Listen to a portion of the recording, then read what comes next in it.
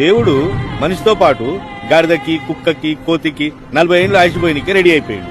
అప్పుడు కుక్క, దేవుడా అసలే కుక్క బతుకు, రోడ్డు మీద తన్నులు తినుకుంటా బతకాలే, 40 ఏళ్ళు వద్దు, 20 ఏళ్ళు వాపస్ తీసుకో చాలు అన్నది. అప్పుడు దేవుడు ఓకే చేసిండు, కుక్క థ్యాంక్స్ చెప్పి. మరి గాడిద సేమ్ టు సేమ్, దేవుడా మూటలు మోసే గాడిద బతుకు 40 ఏళ్ళు అవసరమా అన్నది. 20 ఏళ్ళు వాపస్ తీసుకో అన్నది.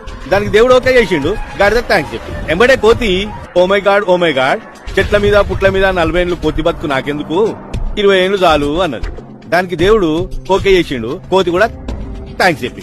ఇక ఈ మనిషిగాడు ఉన్నాడు కదా, నువ్వు ఇచ్చిన ఈ 40 ఏళ్ళు ఏం సరిపోతాయి, దేవుడా నా కూటా పెంచని కాళ్ళు విసుకుడు మొదలు పెట్టిండు. ఈ కాళ్ళు విసుకుడు తట్టుకోలేక దేవుడు ఏం చేసిండు, గాడిద 20 ఏళ్ళు, కుక్క 20 ఏళ్ళు, కోతి 20 ఏళ్ళు, మొత్తం 60 ఏళ్ళు, 100 ఏళ్ళు పోసి మనిషిని భూమి మీద దించిండు. అప్పుడు మనిషి థ్యాంక్స్ చెప్పిండు. 40 ఏళ్ళు మనిషి లెక్కనే బతికిండు. దా తర్వాత 40 నుంచి 60 కుటుంబ బరువు, పెళ్ళాన్ని పోషించాలి, పిల్లలను పోషించాలి, పిల్లలను స్కూల్లో దించాలి, తీసుకురావాలి, బరువులు బాధ్యతలు, అంతా గాడిద బతుకు. ఇంకేం మిగిలింది, కుక్క బతుకు.